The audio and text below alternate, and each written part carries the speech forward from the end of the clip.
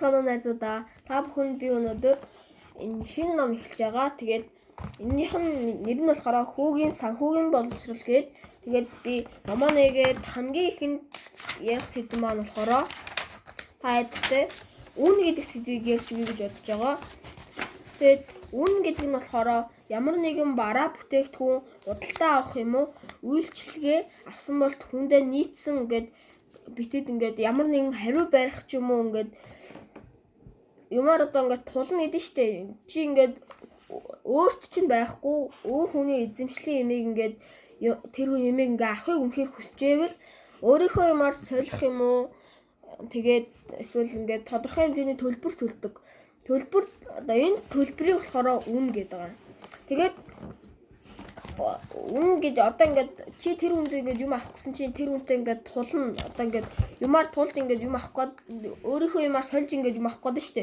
Тэгвэл тэр хүн чинь миний юмар сольж авъя гэд чи тэр хүнд санал тавилаа. Тэгээд тэр санал тавих чинь тэр хүн заавал бас зөвшөөрөх ёстой. Хоёр талд хоёулаа зөвшөөрсний ардаас та хоёр өөрсдийнхөө юмыг солилцоод чи солих гэсэн юм аа тэр хүндээ өгөөд тэр найз чинь болохоор чамд одоо чиний авъя гэдэг байгаа зүйлийг чи чамд өгнө. Одоо энэ ингэхгүйгээр харин чи тэр одоо надад нэг бөмбөг байлаа гэж бодоход тэр найзаас өөр нэг бөмбөгөөр солих гэхэд тэр найз чинь зөвшөөрөхгүй бол чи нэг заавал тэгж солих хэрэггүй. Тэр хүн одоо үгүй гэх юм бол чи авахгүй гэсэн үг. Тийм учраас тэр хүний хариултаас шалтгаална. Үгүй гэвэл болох хэрэгтэй. Тгий гэвэл үнэхээр чи хүсэж байгаа бол солино. Тэгээд өөний гэдэг нь болохоор ерөөхдөө бол тэгээд төлбөр гэдэг нь болохоор бас нэг талаараа нэг бэлэн мөнгө, тэгээд картын доторх мөнгө тэд нар чинь болохоор бас төлбөртөө тооцогддог. Тэгээд бид нар болохоор ерөөхдөө бол ингэдэг гэсэн үг.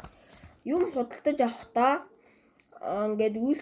худалдаа авах хийх юм уу, эсвэл үйлчилгээ авсан бол түүндээ тодорхой хэмжээний нэг тийм шагнал, ноогдол шагнал гэж тийм өгдөг штэ. Тэгээд тийм юмыг заавал өгөх ёстой. Тэгэхээр яах ёстой вэ гэхээр үнэхээр тэр зүйл чиний зүйл биш бол чи тодорхой хэмжээний тэр зүйлийг үнэхээр авсан бол тодорхой хэмжээний шагнал, ноогдол хөрөхтэй. Гэтэ тэр нь тодорхой хэмжээний яг тийм нэг заасан мөнгөнд дүнтэй бол чи яг тэр одоо жишээлбэл би нэг хөл бөмбөгийн бөмбөг авъя гэж бодоход тэр бөмбөг маань одоо 30,000 төгрөг ч юм уу тийм байх юм бол би тэр хөл бөмбөгийг заавал яг 30,000 төгрөг хэвээр. Тэгэхгүй бол миний ярьж байгаа шиг зүгээр л нэг шагнал, ноогдол өгнө гэх юм бол чи хөл бөмбөгийг авахдаа 5,000 төгрөг өгөөд авчихна гэсэн үг. Тэгэж болохгүй. Тэгэх юм бол тэр бол яг солилцоо худалдаа авалт хийсэн зүйл нэг төлбөр төлсөн болохгүй. Одоо төлбөр төлөөгөөрөө бидэд хэрэг төвөгт орооцолтно. Тэгээд ер нь хэрэг төвөгт орооцолтно. Тийм учраас яг бид бүгд юмд хүмүүсийн зарж байгаа зүйлийг яг оногцсон хэмжээнд нь яг мөнгөнд дүн заасан бол харин зарим тохиолдолд нэг үнэ хэлээд аваарай гэсэн тийм зүйл байдаг штэ. Тэрэн дээр бол одоо чи тэр хүнд одоо би энэ зүйлийг чинь тэдэн төгрөгөөр авъя гэж өөрөө үзээд хэлээд санал бодлоо илэрхийлээд тэр хүн за би тэгвэл зөвшөөрж байна гэд яг тэдэн төгрөгөнд аваа гэх юм бол яг чи тэр юугаар нь авч болно. Тэгэхээр үн гэдэг бол ерөнхийдөө нэг иймэрхүү ойлголттой сэдв байлаа. Тэгээд энэ бичлэг маань таалагдсан бол лайктаар, subscribe хийгээрэй. Баяртай.